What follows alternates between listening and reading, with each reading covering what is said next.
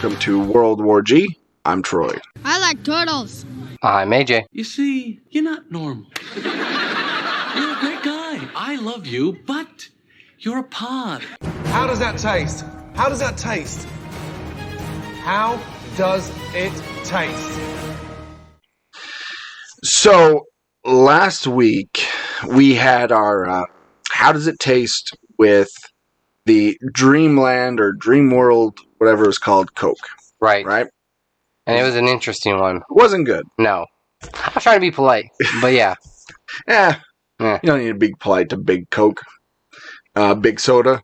So, as we're doing some research on that, we noticed that There's 4 of them altogether. there is. Yeah. They had released several this year.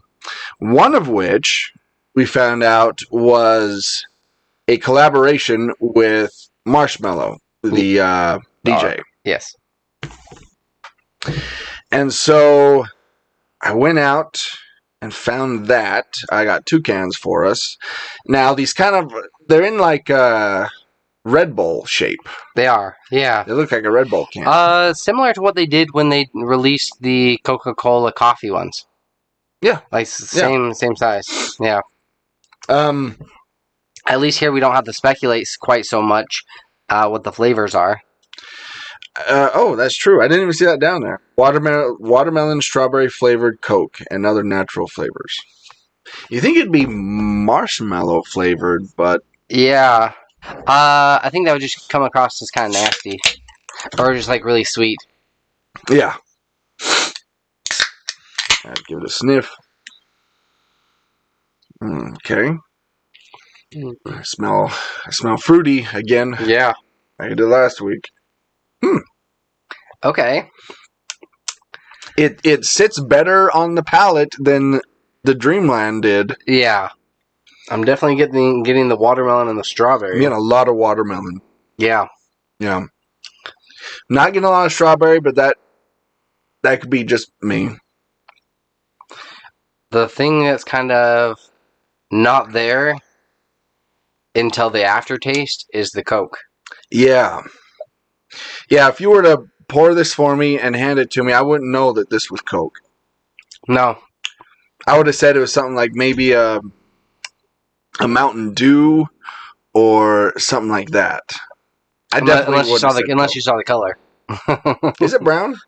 Yeah. I don't even know. Yeah. I mean, it's better than the last one. It is. That's for sure.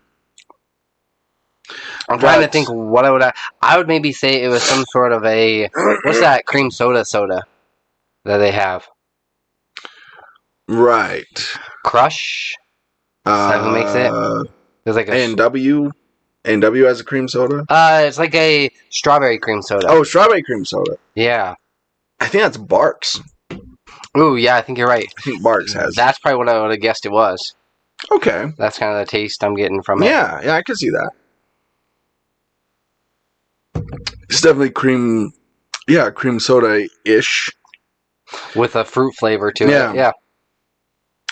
I don't know if I'd get it again. No. It's not amazing, but compared to the last one, it's It's a lot fantastic. better. A lot better. Yeah. So out of 5 marshmallow heads? I think I'm at like a 2. 2.5, borderline 2.5. Like somewhere right in there. I was thinking 2. Yeah. Yeah. Like, because it's not like unpleasant, but it's just kind of like in the middle. And unless it's at least like a 3-4 range, I'm not going to buy it again. It'd make a good mixer. Troy says that about every drink. Like, Well, you said that about Prime. it's true. Like, this would make a good mixer. Yeah, I mean, it would. It would. Throw some, I don't know, vodka in there or something. There you go. Like everything, he's just like, hey, would you hand me one of those mixers? They're called Coca-Cola. Oh, right. Some of us aren't alcoholics. I would like some melted down rocks, please. Some water? Water? Yes. Well, this candy tastes like Fireball. Cinnamon. So one of our patrons, Emily, had suggested these, right? Yes. We have a little secret little Patreon text chain that we occasionally post on. That anybody could be a part of. That's right. Yeah. Become a patron. You're immediately in the text. Yes. Yeah, she had sent us a suggestion of a couple of things that she wanted us to try. I feel like when she does this, it's like I feel like a guinea pig. You're like, hey, I don't want to get these, but like I know I love it and I appreciate it. I'm just saying it's just kind of funny. It's like, hey, would you mind trying these first? This is the life we've chosen. It is, as they say in The Godfather. I wasn't able to find the blueberry Kit Kats, but I did find the caffeinated donuts. Yes, which is a strange sentence, but there right? you go. And if you ever want to send us a suggestion of things you'd like us to taste, let us know. We may or may not do them. I'm going to be honest. Well, Emily, though, she's probably our number one listener. Yeah. I think that's safe to say, so. Okay, so as far as like if people are kind of curious how we go about finding these taste tests, we're looking for something new, limited edition, but then we're also looking for something that isn't just, it has like a different box on the outside, but it's the same product on the inside. It's got to be something more unique. Right. Something we've never heard of or never tried before. Yeah, like, for example, caffeinated donuts. Yes. So these are apparently equivalent to 1 cup of coffee, this donut. So mix this with a Coke, and you're set. We're good to go. Now, again, this is Hostess Jumbo Donettes, and it's caramel macchiato. Oh, that smells fantastic. It smells great. Yeah. And apparently it's just packed with caffeine, so... I like that they're individually wrapped. I appreciate that. Yes. Yeah. Don't know if, it could be crawling with COVID. No, just like with like a Hostess, a lot of the times with like their packets, you get like a whole thing of powdered donuts or like those other donuts. Yeah. You're like, I'm not hungry enough to eat like the whole thing. I've never said that. You just do a line. Heck yeah. Yeah. If you're in the mood for it, you're going to have the whole line. If I open something like a sleeve of something, I'm eating the whole thing. Like crackers? How does that work with like Oreos? It's gross. Yeah, I need to be alone with these. Okay. It tastes like a donut. It just tastes like a donut. Kind of like a glazed.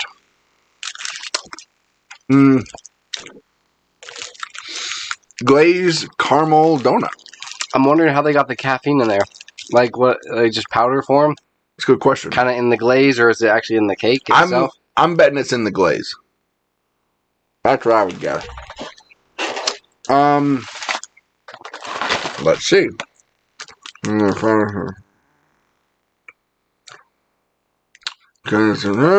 Non-fat dry milk. Okay, the coffee bean extract.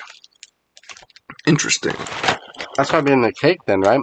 Maybe it is. Because otherwise that'd change the color of the frosting or the glaze. I don't know. They're good. They are, yeah. Not bad at all. Now you just gotta wait like that, the 15 minutes, whatever, to see if it actually like kicks in. You're like, okay, I'm filling the donuts. Caffeine may range from 50 to 70 milligrams per donut. These donuts are not recommended for pregnant women or children under 18 years of age or individuals sensitive to caffeine. Really? Wait, 18? They have to be 18 to have a donut? Apparently. Yeah, it's not good.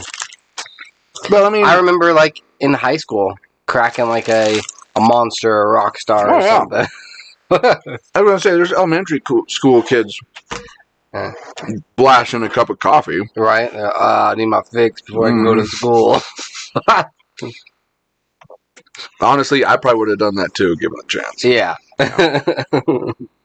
Stopped and grabbed my iced coffee on the way to school. Can you imagine? You're just like, Mom, I need an iced coffee. And like before they drops you off at school, she takes you to Starbucks. Mhm. You just come walking in, just like tired. Teacher try to ask you a question, but don't talk to me. Not until I have my coffee. Yeah. She's just like, Troy, what is 10 plus 10? No. No. Shh. I'm nursing a pretty bad hangover here. I'm just gonna need you to quiet down. Lower that a couple decibels. That would be fantastic. All right. So out of 5 donuts, Yeah. what would you give that?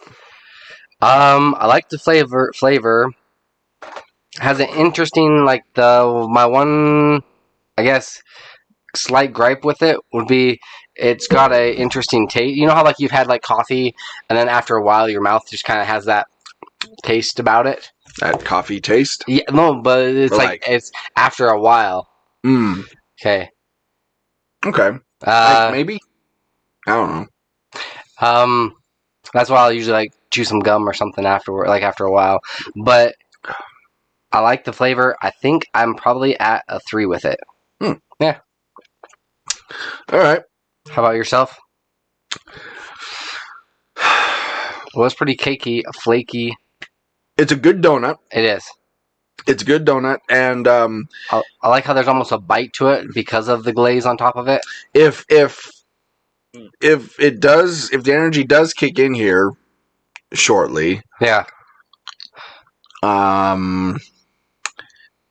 it might bump up the ranking a little bit, but right now I'm at what'd you give it? A 3? A 3? Mm-hmm.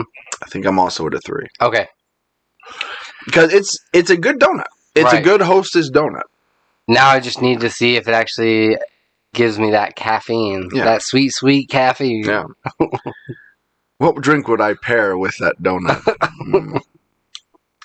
I don't know. Maybe a nice whiskey or something. Some Baileys. Some sort of mix with drink with a Baileys in it. An Irish coffee. That's not bad. Yeah. Yeah.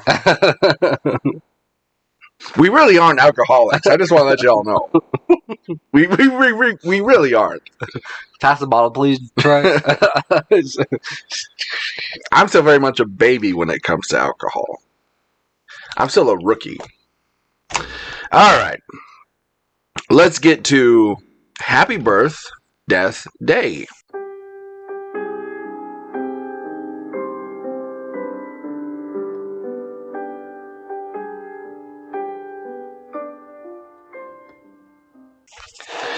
So this is a segment where we talk about people of note that were born and died on this day and see if AJ knows who any of these people are. I'm feeling confident today. Maybe it's just the donut talking, but I'm feeling good. Donuts kicking in? No, I'm confident also that you'll know most of these. Okay. Okay, here we go. There might be 2. I'm guessing there's 2 that you're not going to know. I have 1, 2, 3, 4, 5 births and 1 death. Okay. Okay? All right, I'm ready. So I think you're going to know 4 out of the 6. Born on this day in 1891, on August 21st, 1891, George Moran, also known as Bugs Moran. Voice actor? No. Was this one of the 2? Or you thought I would get this guy? I didn't think you'd get this guy. Yeah. See, you heard Bugs and you thought cartoon. Yeah, I did. So you went voice actor. Mm-hmm. No. You can see where I went with my mind. Yeah. He was an American gangster. Oh, okay. Some facts about Bugs Moran. He was incarcerated 3 times before he was 21. 7 members of his gang were killed in the famous St. Valentine's Day Massacre, orchestrated by Al Capone. Now, where the nickname Bugs comes from. Yeah. because there was also a Bugsy Malone. And a lot of people, a lot of gangsters back then had the nickname Bugs or Bugsy something. Mm-hmm. It was a way of saying someone was crazy or unstable. Oh, okay. So if you had that as a gangster, Just you calling were it Bugs. Yeah. you were not a great person. He died in 1957 from lung cancer while serving a 10-year prison sentence. He was only a couple months into a 10-year prison sentence, and he died of lung cancer. Weak. I know, right? Go out like a bitch. Yeah. If any of the members of the mob are listening, please don't come after me. Born on this day in 1936, Wilt Chamberlain. Basketball player. There you go. Yeah. Yeah, he was an American basketball player.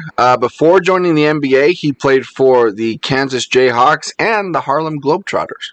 Okay. Does it say his height? Because I'm pretty sure he was like 7-footer. 7'1". Really? Yes. Okay, I'm like, I know he was in the 7-foot club. He was a big dude. He was. When he went to the NBA, he played for both the 76ers and the Lakers. He has 2 championships, and on March 2nd, 1962, he scored 100 points against the New York Knicks. 100 points. 100 points. Jeez. A record Okay. that has never been broken. Well, I feel like you just throw it to him and he's in the paint and he just slam dunks it. Dunk. See, that's dunk. the thing. I'm like, that's kind of cheating. That's the thing. Yeah. Not a whole lot of people in the NBA were, 1, as tall as him. Right. 2, most of them were white guys. 3, I think the hoop was a little lower than it is now. Okay. It wasn't even 10 feet? I think it was 8.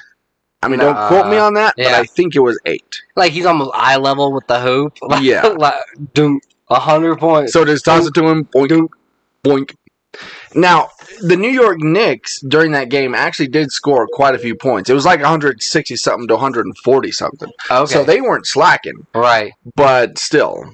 Yeah. It's like, yeah. Apparently, I was reading up on it. The crowd started chanting every time the 76ers got the ball. They would always chant, pass it to Wilt. Yeah. Then, that's kind of the game plan, you know, like you see these movies or you see, like you hear even like in high school when they're playing basketball and you have like the one really good player and everyone says like, pass the ball to him, get the ball to him, get the ball to him kind of a deal. He was that player. Yeah. Dunk. Dunk. Yeah. Yeah, he died in 1999. Born on this day in 1938, Kenny Rogers.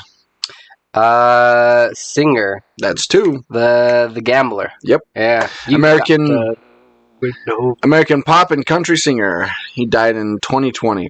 The Gambler is one of my favorite songs of all time. Really? I love that song. That's a good one. Yep.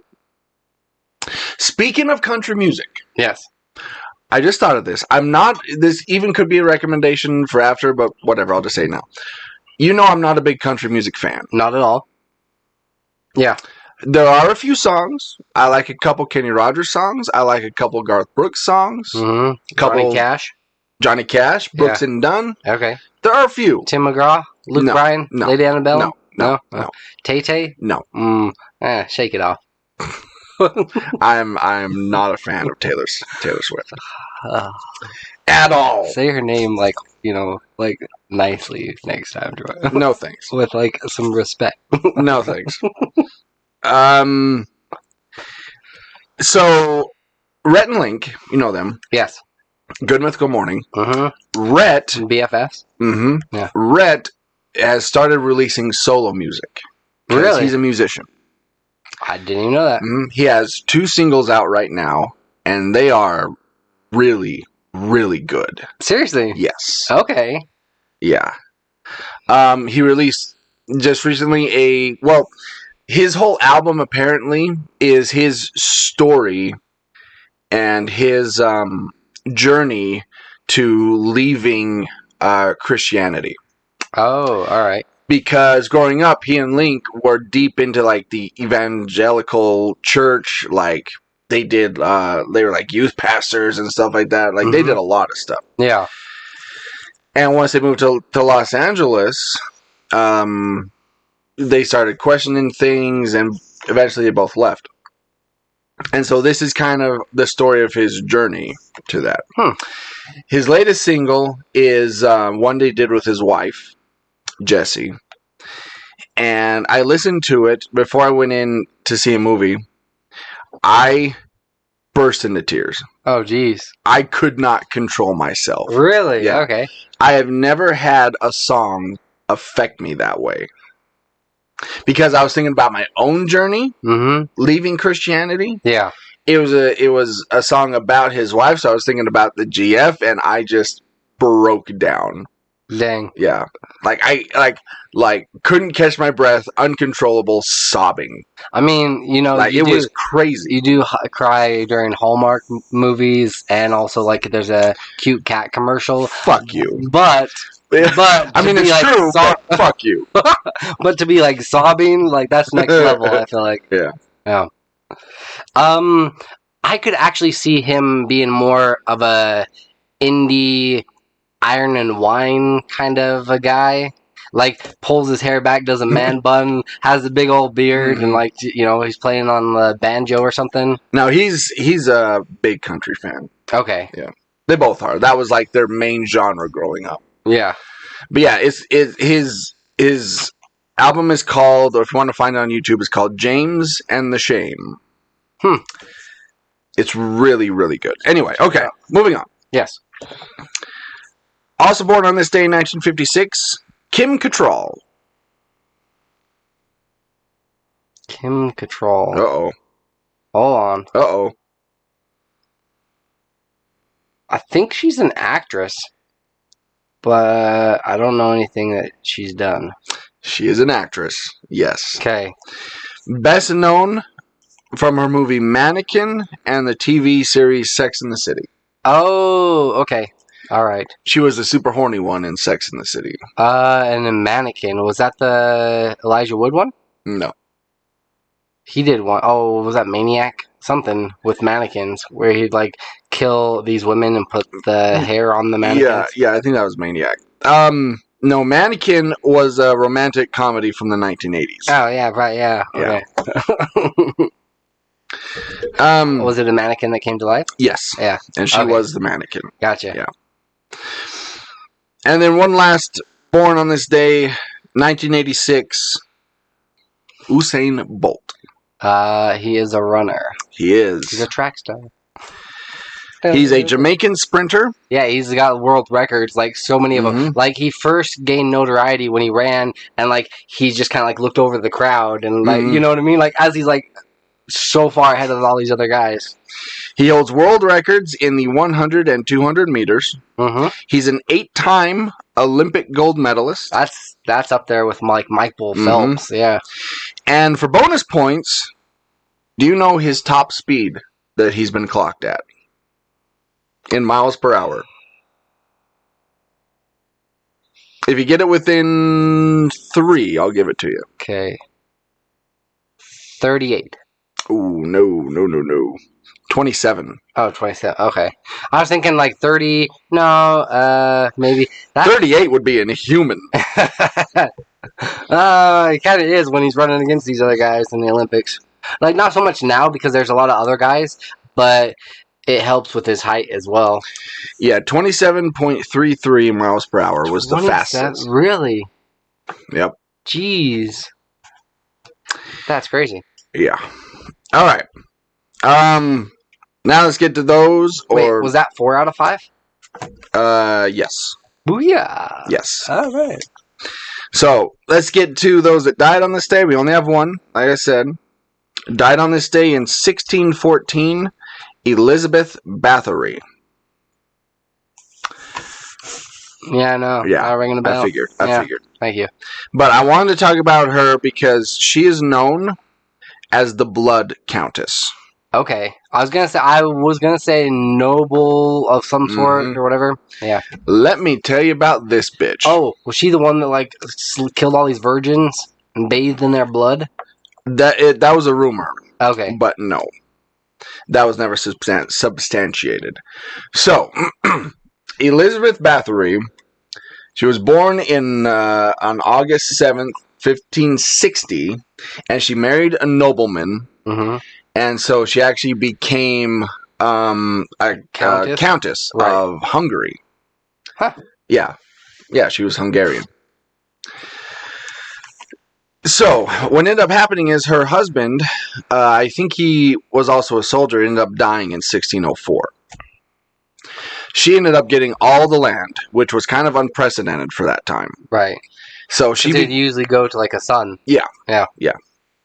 So what ended up happening is, at this time, there was a tradition that peasant women or lesser nobles would send their daughters off to the main, ruler of the land to kind of learn how to be noble women, to kind of learn etiquette, that sort of thing. And that was the same with her.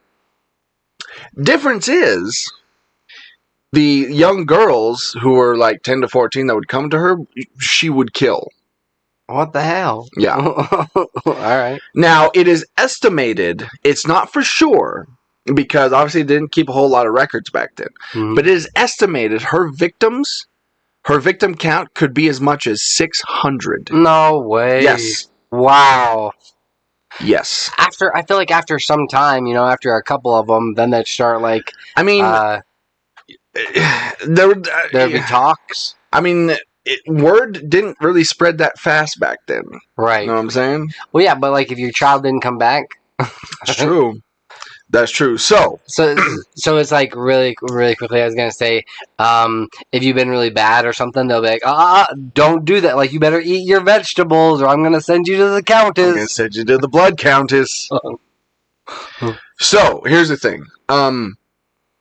Between 1602 and 1604, after rumors of Bathory's atrocities has spread throughout the kingdom, Lutheran minister Istvan Magyari made complaints against her, both publicly and the court in Vienna. Let's see. They started to investigate. By October 1610, they had collected 52 witness statements, and by 1611, that number had risen to over 300 witness statements. Now, here we go. According to testimonies, Bathory's first victims were girls aged 10 to 14 years old. Bathory is said to have begun killing daughters of the lesser gentry who were sent to her by the parents to learn courtly etiquette, like we were saying. The use of needles was also mentioned by the collaborators in court. There are many suspected forms of torture carried out by Bathory, according to the Budapest City Archives. The girls were burned with hot tongs and then placed in freezing cold water. Some witnesses named relatives who died. Jeez. Others reporting having seen traces of torture on dead bodies, some of which were buried in graveyards, others in unmarked locations. Two court officials claimed to have personally witnessed the countless torture and killing of young servant girls. Perhaps she was just hungry. I can't. Nope. Where would you hide that many bodies at? I mean, if you have... Did the people just follow her because she was in charge? I don't think many people liked her. Really? Now, here's where the controversy comes up. Yeah. She may have killed a few, mm-hmm. but there is some speculation that all this came from the fact that the people of Hungary never really respected her in the first place. And so these accusations started to snowball, and maybe some were fabricated and made up. Jump on the bandwagon, Exactly. Like you just said, bathing in the blood of virgins. Right. Never happened, but that was a rumor that got started. Mm. So, who knows? It's fairly certain that she killed at least possibly up to 80. Okay. But it is possible the 600 happened. That's still quite a few. Yeah. I mean, according to like witness statements and stuff like that. Mm-hmm. But still, I mean, it's up in the air, but it's pretty widely believed that she killed a few. At least. Yeah. Yeah. So there you go. Happy birthday. So let's get to this week in Geek. This weekend. Geek. So, Fortnite apparently is teasing some kind of Eminem event, though fans aren't sure exactly what it'll look like. Fortnite is one of the biggest games out there, and it has really evolved into a giant platform. Although extremely fun and well liked amongst its players, it has become a tool for advertising and social media events. Mm-hmm. Yeah, the game is famous for its crossovers with Marvel, Disney, DC, and other huge brands. In 2020, Christopher Nolan even debuted a trailer for Tenet in Fortnite. Then some of his movies were shown in the game. So now what they're doing, like, it was come to the attention of one Twitter individual, Hypex, that he happened to say Eminem is the only artist playing on Fortnite's radio right now. And then he's kind of like wondered, because they have had a couple of concerts in the middle of the game, and you can get like a ton of XP by going to these concert events. That's you weird. go there, and then it's really interesting. Like, I've only ever done one, and it was because like some of my friends, they're like, hey, let's just go do this, and like they had this huge giant dude that was just singing in the middle of the whole entire map. Mm-hmm. And then you go into this other area, and then you kind of go through this, like, basically it felt like his brain and like these random things that you're jumping around collecting XP, just running around. And if you like stayed in there the whole 27 minutes or something, you got an additional couple of levels and all sorts of other, I don't know, collectible stuff. Okay. But yeah, on the radio, on all these vehicles, whenever you hop into them now on Fortnite, it's just popping up with Eminem Just songs. Eminem, huh? Yeah, and he wrote down the whole entire list. So they have Godzilla featuring Juice WRLD, Headliner, Phenomenon, Highlight, Not Afraid, Venom, Lighters, Fall, Monster, Walk on Water, Berserk, and Survival. So yeah, there's a ton of different ones. The dude, it's crazy to me that Eminem, like, see, he's back in the day, he used to be like this punk kid that would like do whatever, and he was kind of like, some of his lyrics were out there, but like they were good at the same time. And there weren't too many like white rappers out there and doing it as well as he was. So it was kind of cool and novel. And now we've got like a ton of other people, but he's still like kind of the GOAT as He far pretty much is. yeah, with all of his awards and accolades and everything that he's done. It's he's like 50 now, I think. Probably. Right? Probably somewhere around there. Yeah, he's been around forever. He's gonna probably be rapping into his 60s. Yeah. He keeps having like all these people. They keep going after him, and then he just comes out with a diss track, or he comes out with something else, and like drops a whole album just because he can do whatever he wants now at this point. Do you have any like favorite Eminem songs? Or you saw 8 Mile, right? I did. A lot of these rappers are really actually pretty, like, they're really talented enough to be movie stars. Well, I think some of that also comes from, there is some portion of acting that you put into when you're singing or when you're some rapping. showmanship. When you're performing. So For sure. I think it comes kind of natural to them if you're good at it. But as far as favorite Eminem songs, I really like the song Without Me. Yeah. Real Slim Shady, obviously. Greatest for myself. Lose Yourself. Lose Yourself. Rap God. Yep. He goes so fast on that one. Yep. Stan's good. That one's interesting. Like, it tells a whole story, and it's like creepy, but like really good at the same time. Probably one of my favorites of all time, whenever I hear it at the gym, like, I just like bust out another set or something till I collapse. Mm-hmm. That always gets me in the mood. I don't know a lot of his newer stuff. I like Venom was actually I know it got overplayed Venom. on the radio, but it was pretty good. Yeah. I forgot that song was his. Um, he's done so many different like crossovers. Yeah. And like also he was in that group in D12. Yeah. The best song to come out of that was My Band. That's right. Also Purple Pills. That was a good one from D12. The whole group of them. Oh, that's right.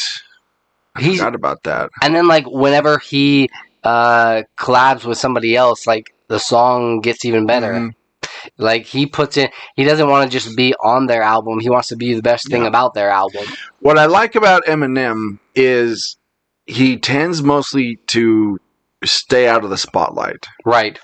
Like when he first started out in his younger days, when he was like on drugs and stuff, like he was all over the place, dating whomever, whenever, doing whatever. Yeah, he was drugs. Yeah, he was living that whole celebrity life. Now it seems like he stays out of the spotlight. He makes fucking good music. Yes, yeah. And that's just what he does. It's crazy because like I don't think that he's ever had anybody like assist him. He writes his own music. Yeah, and just comes up with it. Yeah, I could see him after he maybe gets older. Maybe he'll go into producing music. Yeah. Come out with some sort of a record, like some sort of record label. If he doesn't already have one. I mean, I'm sure he has one for his like own music, but he's like, oh, I found this like these up and coming artists. Yeah, so I'm gonna sign these guys. Yeah. Which would only give that artist like a shit ton of street cred if they even made it like on his radar. Yeah, I remember him coming out when we were in middle school. Yeah, and just exploding. I really wasn't allowed too much to listen to a lot of his music, but whenever I'd hear it, I'd be like, oh, that's so cool. Yeah, I felt like a rebel. Like, I remember buying my first Eminem album like a long old time ago, and I felt so rebellious, and I'd like put it in my car and just like, driving around, flipping everybody off. Yeah. Fuck the man. Yeah. Yeah. That was the benefit of being a latchkey kid, as I was. Yeah. I came home and I was by myself, so I'd flip on MTV and jam out. All right. So, Saw is returning. I guess we need more of that. With a new movie and the 10th installment coming October 2023. You can't keep an iconic killer clown down, or killer down. He wasn't a clown, he was a puppet. At least not forever. After the Saw franchise saw a reboot recently with Spiral that did not do well. Not at all. The iconic franchise is back with a new movie, reported by the folks at Bloody Disgusting. The new Saw movie is now official. Saw will slice back into theaters with a 10th installment from Lionsgate. The 10th Saw movie will premiere on October 27th, 2023. Kevin Greutert will be directing the next chapter.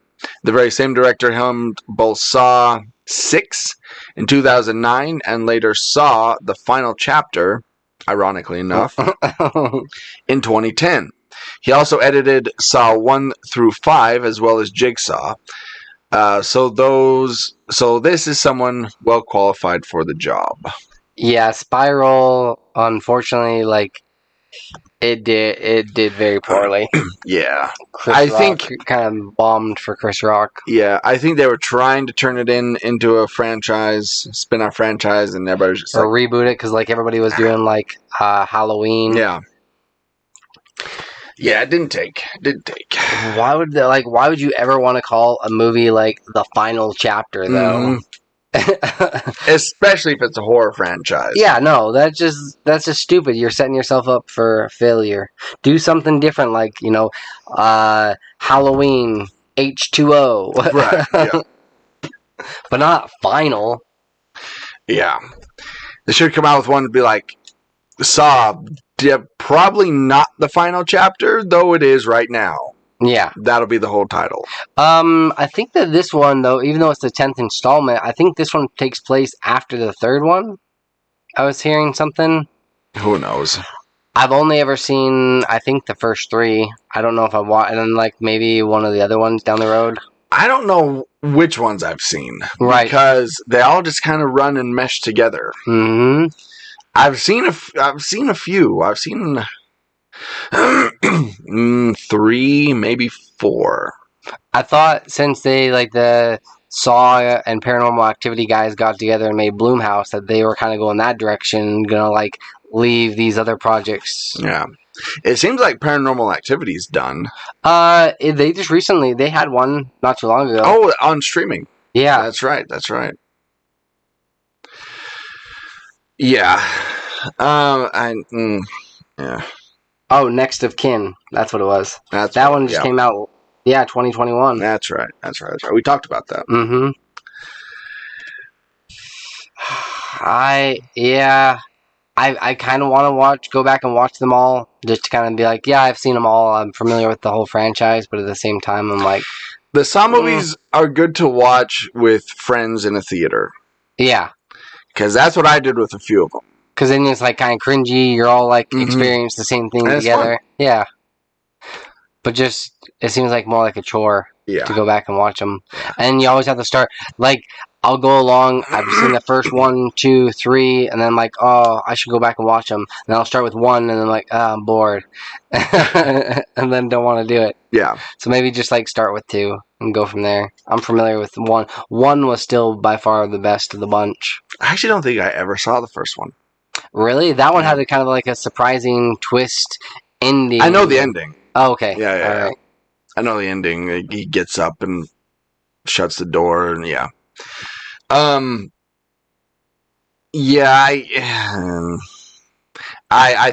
think it's time to stop with these. Yeah. Yep. I think we're done with the torture porn. I think we've moved on from that. Yeah. For a whole generation that grew up. Well, speaking of, sequels and spin-offs and everything else in between, for the whole generation that grew up on Rocky, Rambo movies, Sylvester Stallone was one of their big screen superheroes, even if he didn't have gadgets or powers. But aside from 1995 Judge Dredd and a cameo in Guardians of the Galaxy 2, Sylvester Stallone mostly missed the superhero movie boom. But better late than never to get his own superhero movie, we say. Coming soon to Prime Video, Samaritan, in which Sylvester Stallone plays a superhero who was once the city's protector. It's going to be directed by the same director that did Overlord, Julius Evert. He's helming the film. Sylvester Stallone himself producing, and so on. You got a chance before the episode to watch that little teaser clip that they had in there. What did you think? It looks like your standard superhero movie. I feel like it reminds me a little bit of Unbreakable meets The Dark Knight Returns. Yeah, it is. Now you say that, it is very Unbreakable-ish. Wearing the hoodie, walking around the streets. He used to be like a big deal, a protector, and now he's kind of like in the later years of his career. Yeah. Yeah, to me, I don't know. This is just... If this feels like Sylvester Stallone hopping on the bandwagon. It does. Now, he was in Guardians of the Galaxy 2. Yeah. Briefly. Right. But I can't remember. I want to say maybe... Did he ever say that he had no interest in superhero films? No, because he played Judge Dredd. Well, I mean recently. Oh. Recently. I can't remember. Maybe he didn't, but for some reason I have a memory of that. But it just seems like he's kind of like, oh, superheroes are really trendy right now. I can play a superhero, so let's do that. And yeah, it'll be popular, make a lot of money. Like, that's just what it feels like to me. Although it's only going to Prime. It's not even making it to the big screen. Which, I mean, like, not to say there hasn't been some really good hits that have come out of, like, just going straight to streaming. But they're quickly forgotten. And it's like, oh yeah, he did do that superhero movie like a couple of years ago. Yeah. And I think if this one does well, they're gonna definitely make a second one, but it's also gonna be like maybe a spin-off, or you're gonna get introduced a whole character, and then they're gonna do something very similar to Unbreakable and Glass and what's the S one? Splinter? I don't remember. For some reason, I can't remember. Anyway, that's what's gonna end up happening. I mean, I personally think that if they do a sequel, which Sylvester Stallone is a whore for sequels, so probably will, that if he's producing, he'll put himself in the lead and continue going on. He's not a bad producer because like he has been able to take a back seat where with Creed, he was a producer on that.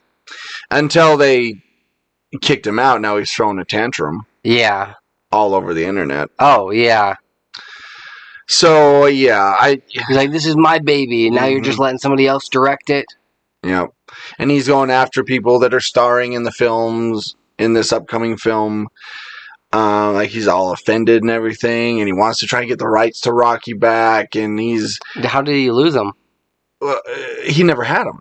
Okay. Mm-mm. He just... he had the story, and the movie was sold to a company. Right.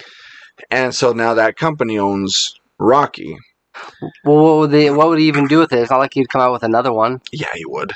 Yes, he would. Really? Yes. Because that's all he does now. That's true.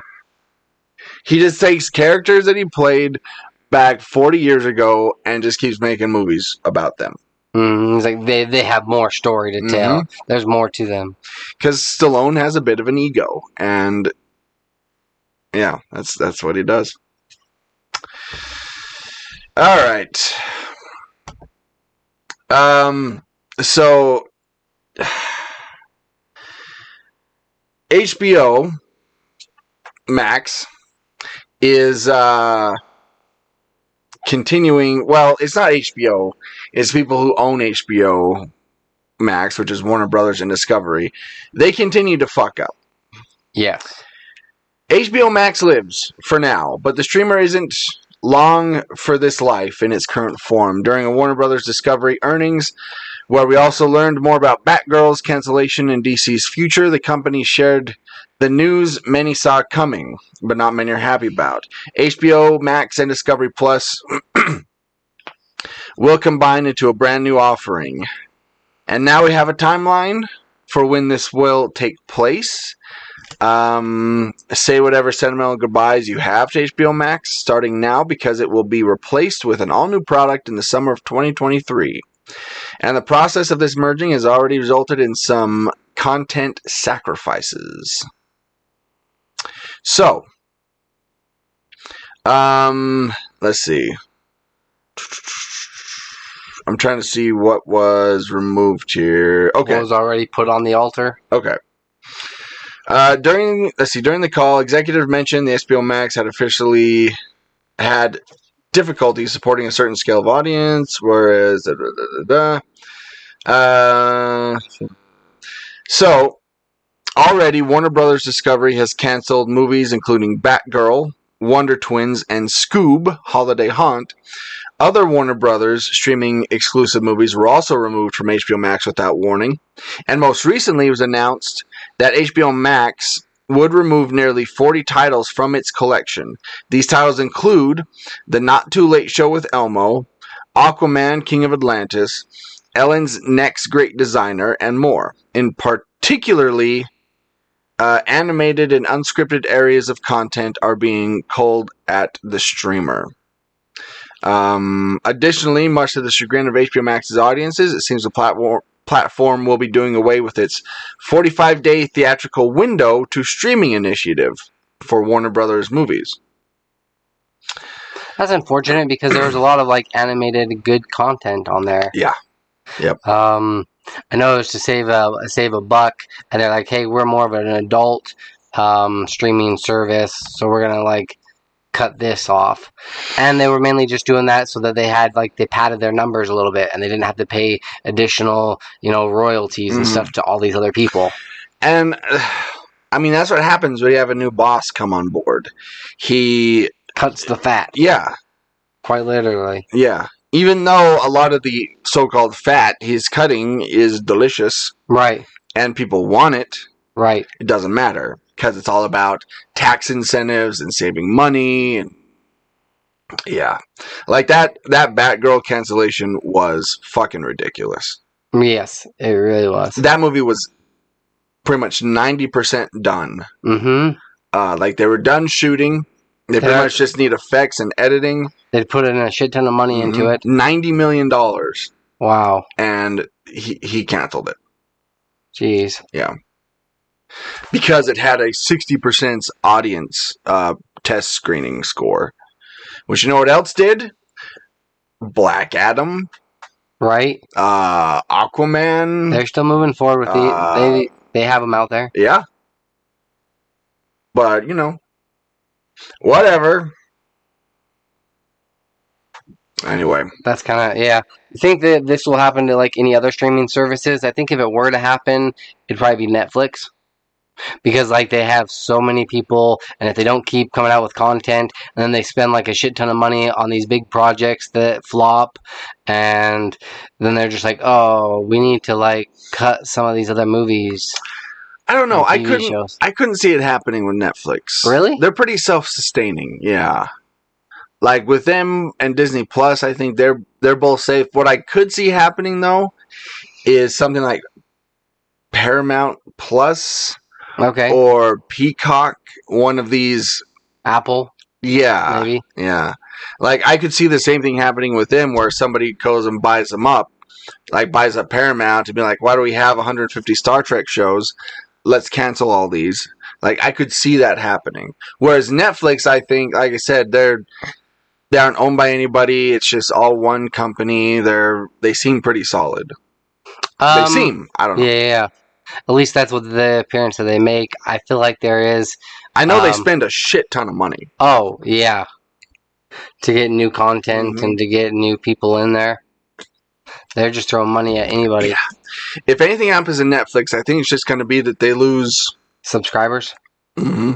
Okay. They lose viewers because there's so many streaming services now. Right. Yeah. But Netflix almost feels like a staple because it was one of the OGs, right? It does. And that's the reason why I think it's fairly safe. I still have friends, like even today, that they'll whenever somebody says like, oh yeah, I just watched this one movie, it was really good. Like, oh, is it on Netflix? Mm-hmm. Yeah, that's the first go-to question. I even heard that there's still people that get Netflix movies in the mail. That's still a thing? I guess. Huh. I don't even know how you would do that. Yeah.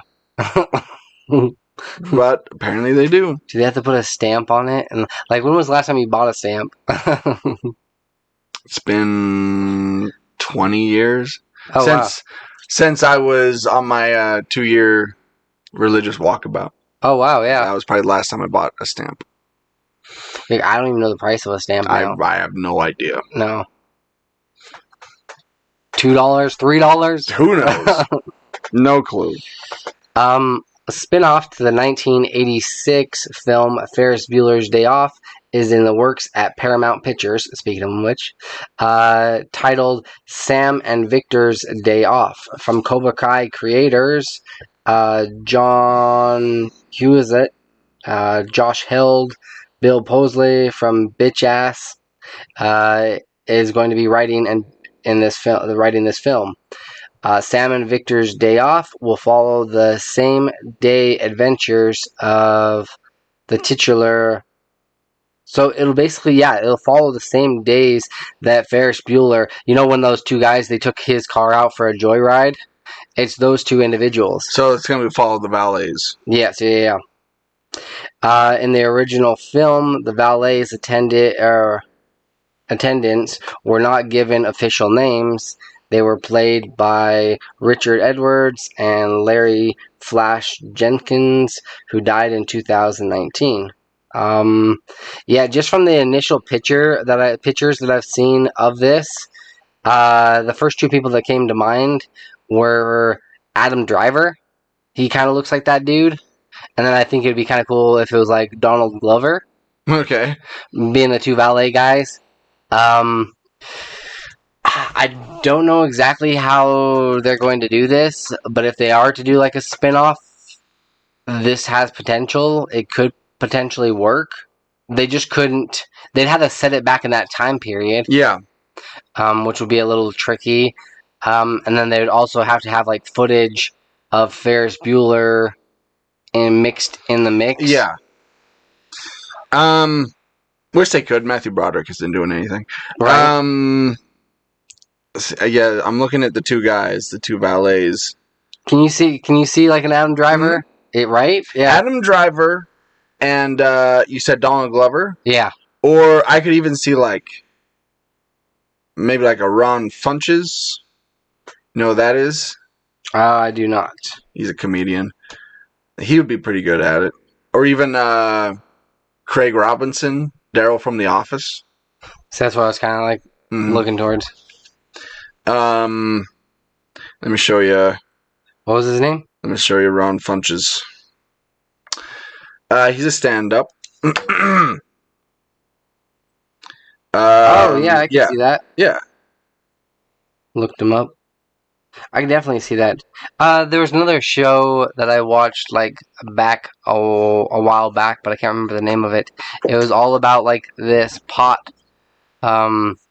This woman owning this pot store and like all of her coworkers. Speaking of Ron Funches.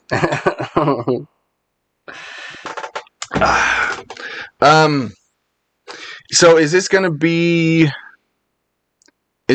just a film or a series? It's gonna be a film. Oh, just a film. Okay. Right. You want to say I don't know how you'd make that into a series. No, you really couldn't, because it's going to take place during the same day, Right. as the initial.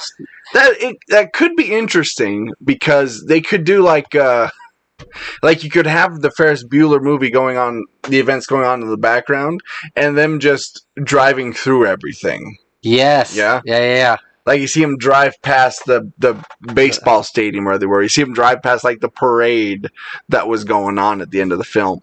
Like, I think that'd be pretty funny. You could have a scene like they did at the end of Ferris Bueller where he's racing his dad home, but instead it's the valets racing them back to the garage. Right. Yeah, because they see them come, like, oh shit, so they hurry enough to get the car back. I found out what it was. It was Disjointed, and it stars Kathy Bates in it. Okay. But one of the characters in there, this gentleman, Disjointed, I get it. Chris Redd. Yeah, Chris Redd. Yeah, I know him. Yeah. I could see him playing that role as well. Yeah. Okay. All right. I mean, I guess Ferris Bueller is a great film. It's one of my favorites, but I never looked at those valets and thought, I want to know their story. Yeah. But that's me. Who do you think actually like pitched this initially? This the Cobra Kai creators who have like revamped these franchises. Like, then they were probably like maybe sitting around drinking or smoking pot and like, you know what we should do? Remember those two guys in Ferris Bueller, those two valets drove the car? Okay, so if this does well, though, do you think that's going to spark a ton of other films where everybody, like, looks back at these old ones and says, like, oh, these two characters, they didn't get, like, a full story? I hope not. Yeah. I hope not. Because that... There's not any characters from other TV shows, like Back to the Future or something that you'd like to see a spin-off? No. Not that I can think of. No. I mean, if they can do this one with like a kind of a tongue-in-cheek satire, kind of not taking it too seriously, that's fine. I mean, they obviously know what they're doing because Cobra Kai is crazy successful. Can't wait for that show to come back. But I don't know. It takes a special skill set to do something like that. It does. Because you fuck it up a little bit and people Mhm. are going to be fan at you because this is kind of a cult classic. Yeah. Like, you don't want to go too serious with it, but at the same time, you don't want to go extra goofy with it. It's Right. like you got to really ride that middle lane. Mm-hmm.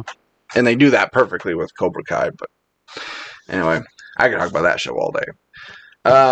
So, we're just a couple months out from the fall Halloween season, Yes.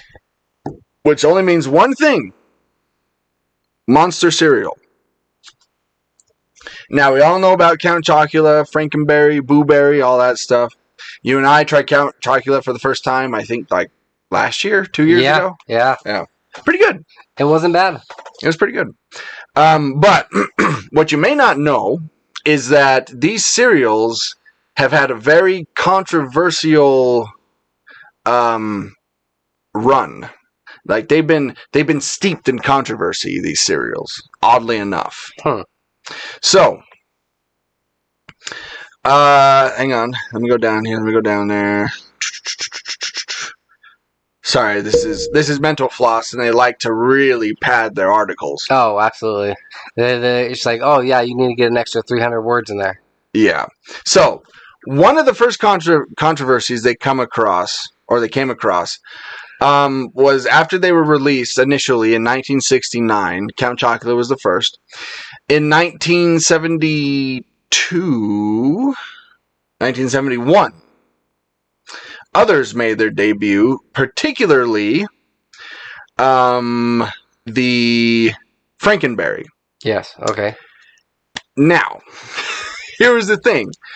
In these cereals, they were using a particular red dye Yeah.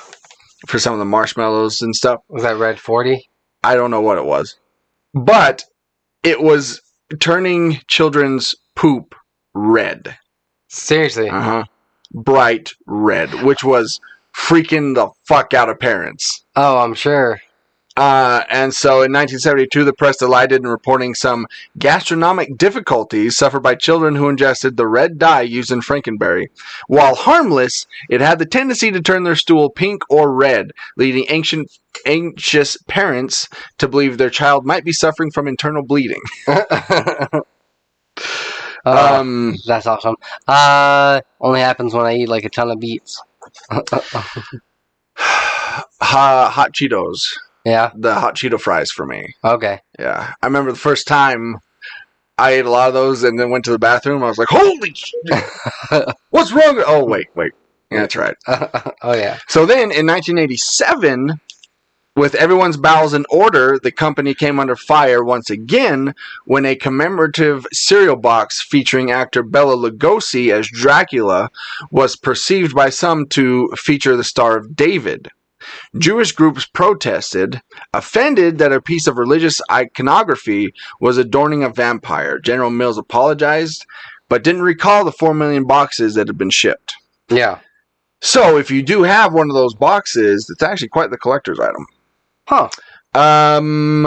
Let's see.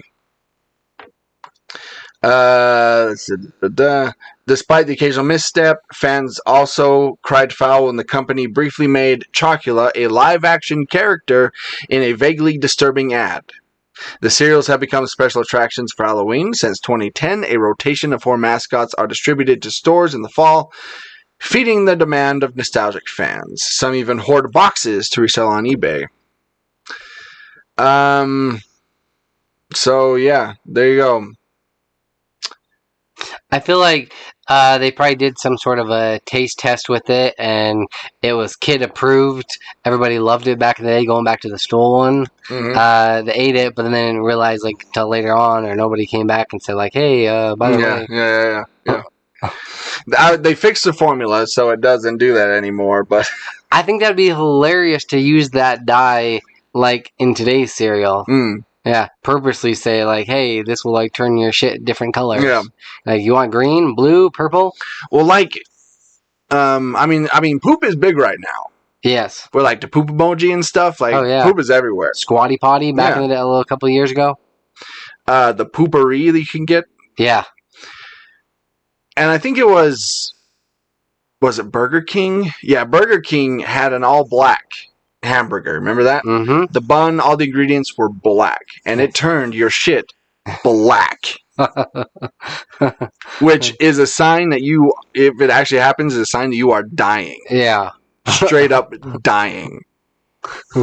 So if you didn't know that was happening, you got quite the shock. All right. Let's get to Revs and Regs.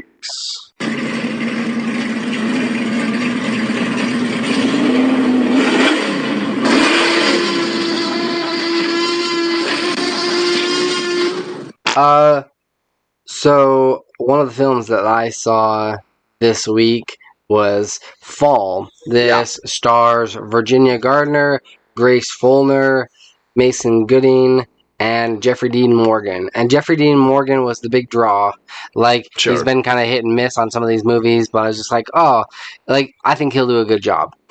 So it's by the director that did 47 Meters Down, and what this film is about is two girls were going up climbing, and, well, along with Hunter's husband, within the first couple of minutes of the film, while they're climbing, he falls to his death.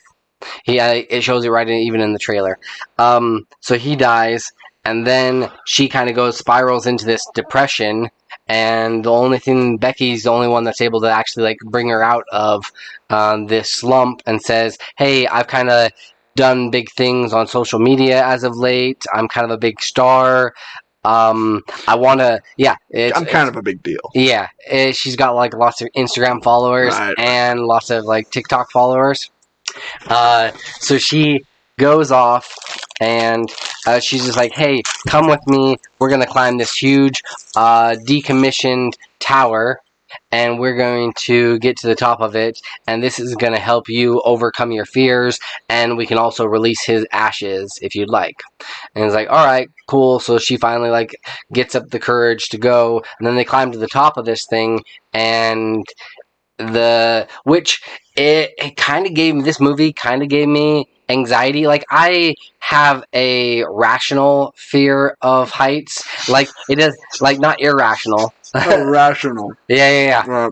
Well, to where I'm like, okay, it's really windy. I can stand pretty close to the edge, but I'm not going to stand, like, right up next to it, you know, in case, like, a gust of wind just blows you off.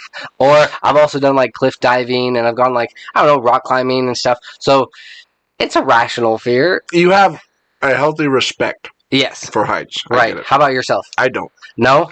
I don't have a healthy respect for heights. Get too close to, like, you go up to a building, like, stand on the ledge? No, none of that? No, I do that. Oh, you do? That's the thing. Push yourself just to see? I'm not scared of heights. Really? Mm-mm. Oh, okay.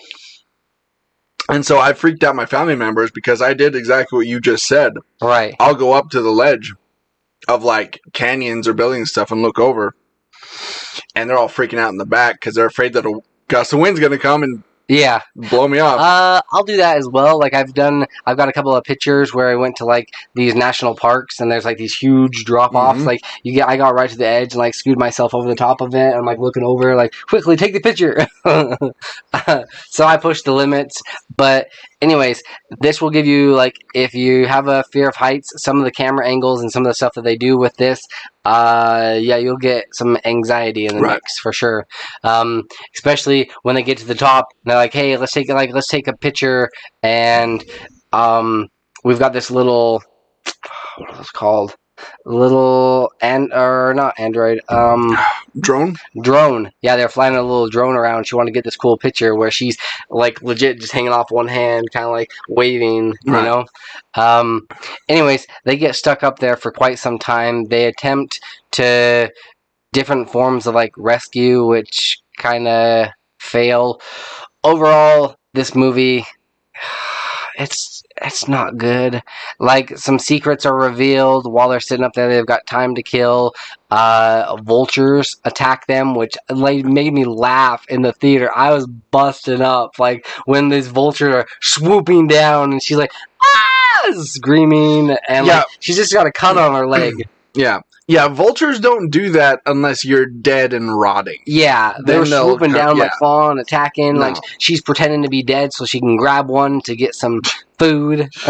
Yeah, vultures don't do that. It was so damn cheesy. And I thought for sure, I was like really looking forward to this one scene because you see this storm rolling in. And I'm like, oh shit, this is going to be cool. She's going to have to like hold on for her life kind of a deal. And then all of a sudden it just cuts to the next scene and she's like, well, that was over. That was the whole And it's storm? done. Like, Yeah. oh, okay. Okay. Like with 47 meters down, there's kind of a twist element to it. I won't give it away. But overall, yeah, even the acting between Jeffrey Dean Morgan and his daughter was kind of trash. I don't know. It wasn't all that good. It reminded me of like, okay, and we'll get into it later. The Beast, Yeah. kind of where she just brings up shit out of nowhere. Yeah. Like he's just like, hey, I just really want the best for you. Like the time that you didn't do this, Mhm. I'm like, oh my hell, okay, like, well, all right. Yeah, overall, it was okay. I kept waiting for it to be over. It's only an hour and 47 minutes, but it was. You're sitting there like looking at your phone like, holy shit. Yeah. I was thinking about making it a double feature, but I'm like, no, after that, I'm just I'm exhausted. Yeah. I'm mentally exhausted. Out of let's go with like 5 shoes. I'm gonna have to go with. I'm giving this one a 1.5. Wow. Like there were some cool visuals and kind of like redeemed it a little bit. Oh, it looked so fake when the whole damn ladder just falls. Mhm. Like it looked cheesy. Like I thought, okay, for sure a little bit of the ladder's gonna fall, but then everything, like what the hell is this made of? Like Lincoln logs? Like I don't know. It was bad. So yeah, 1.5. Okay. I also saw a film this week called Emily the Criminal. This is one of those movies where like it was after work and I was like, I really want to watch a movie, so I go on and see what's playing, and it's one of those where I'm like, saw that. Like, oh, what's this? Oh no, I've never heard of this before. It was one of those movies. Now this stars Aubrey Plaza, who I never used to like, but I'm liking more and more. Okay. Theo Rossi, Gina Gershon, and a bunch of other people we've never heard of. So basically, the story focuses on this girl named Emily, who is struggling. She has a job where she is a caterer. Basically, she delivers food to these businesses. But at the same time, you know, she's barely making ends meet. And one day when she's getting off work, her coworker comes up to her and says, "This is the only look. Can you cover my shift? This is the only time I have to spend with my kid. Yeah. I'll owe you. I swear." She's like, "Yeah, okay." He says, "Okay, to help you out, this is what I'm going to do." He gives her a number in her phone and says, "Contact these guys. You can make $200 an hour." Oh wow. With these guys. So that's you know, as a thank you, that's what I'm doing. And so she gets turned down for another job, and she has all this debt from a student loan, and so she ends up calling these guys. It turns out this little group run a credit card fraud scam. And so, yes, you do get paid well, but it's illegal what you're doing. So she does it reluctantly. She gets her money. She's like, and they tell her afterwards, like, if you want to come back tomorrow, we'll pay you $2,000. Dang. So she's like, okay. So she comes back the next day, and it just kind of keeps snowballing and snowballing. Turns out she's pretty good at this. Yeah. And then she ends up having a kind of romantic relationship with one of the guys who started this whole thing, and that causes some drama within his little group, his little gang. And yeah, that's basically the plot. Now, it doesn't sound extremely interesting, but it's actually quite good. Huh. unlike Fall in the other movie that we're going to talk about, the acting's actually really good. Aubrey Plaza is great. It's her stuff off the camera that kind of like gets on my nerves a little bit. Yeah, And me like too. they used to have her just playing one kind of a character. Yeah, like the sarcastic kind of Doesn't give a fuck kind of a character. Yeah. Like if you saw her on Parks and Rec. Yeah. Yeah. But she is best friends with Anna Kendrick, so I kind of got to give her a little bit of leeway. But no, she's actually really good. And the other actors in this are really good. There are some very tense moments, where she goes in with this fake credit card and starts buying things. You don't know if she's going to get caught. Is she not going to get caught?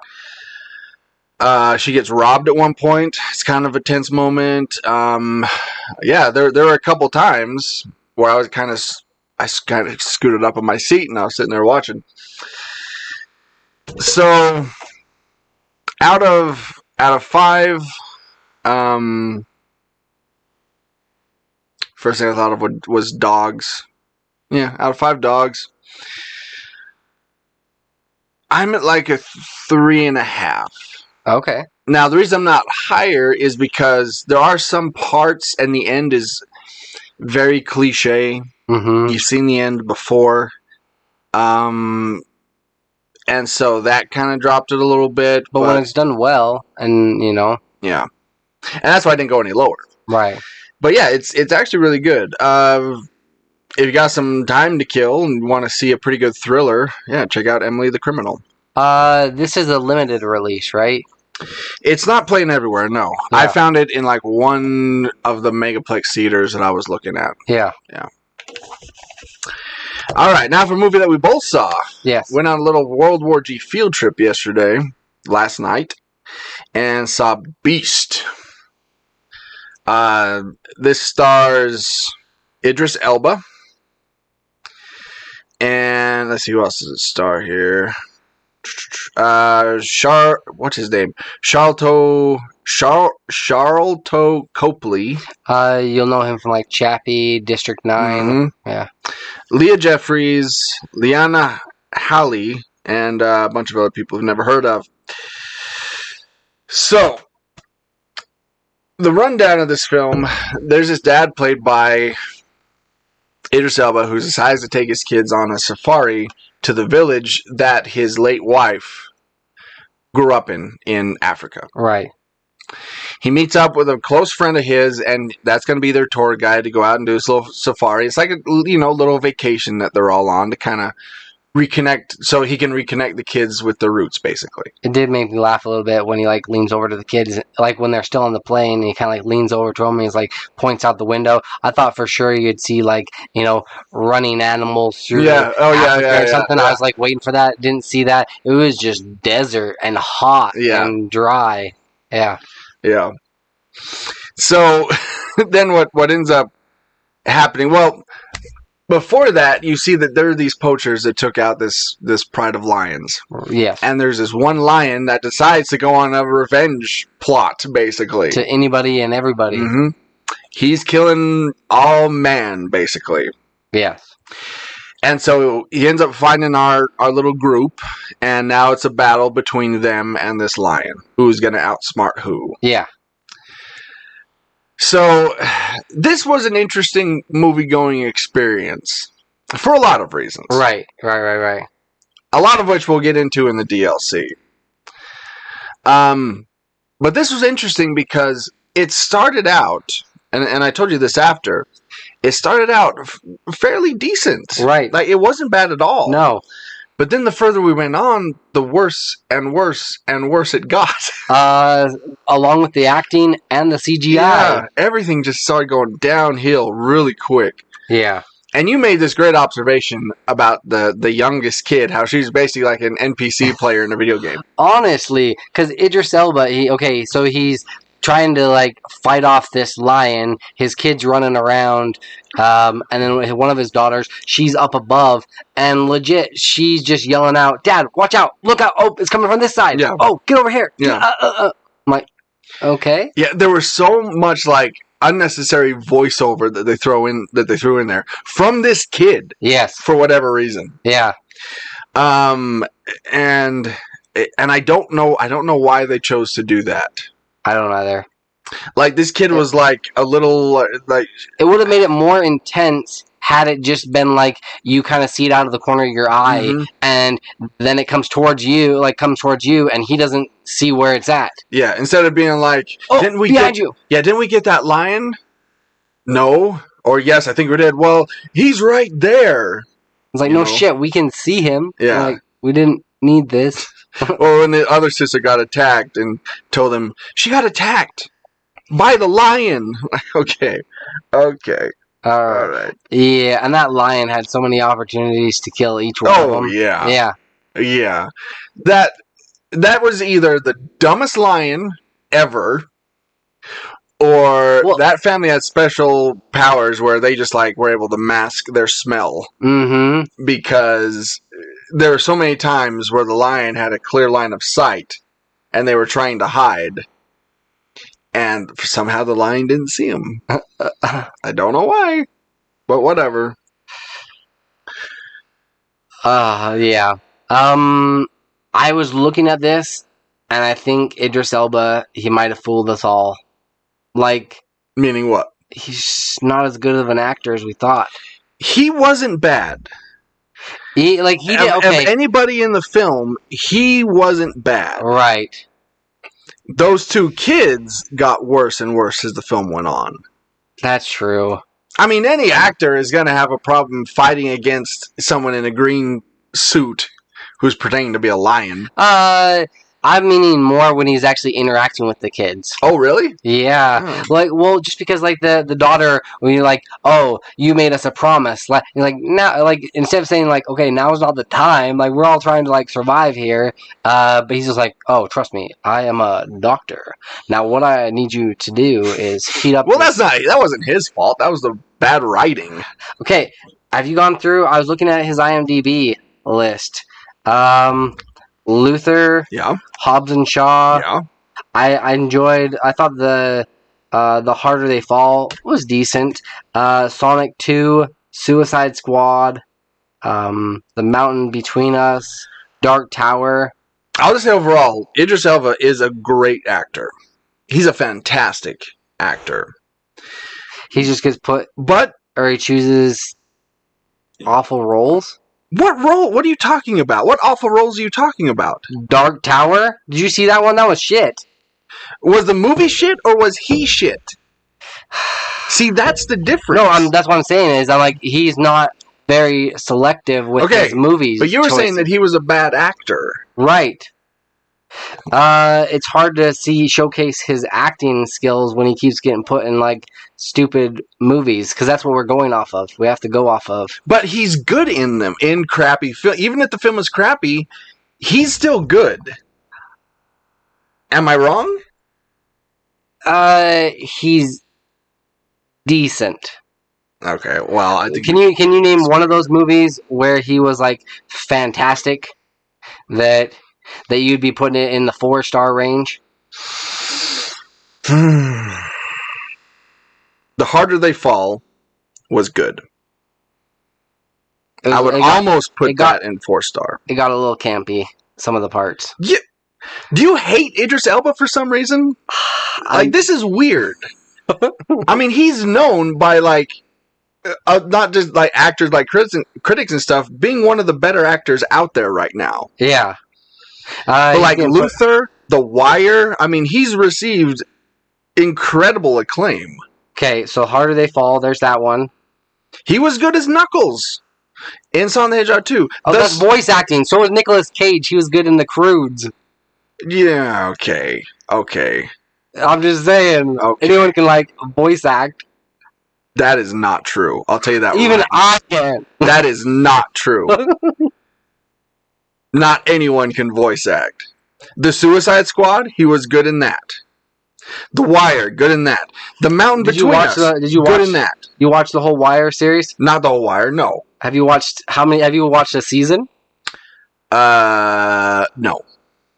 He was good in that. How can you say he was good in that? Because I've seen clips. I've seen bits and pieces. I've seen him. Oh, okay.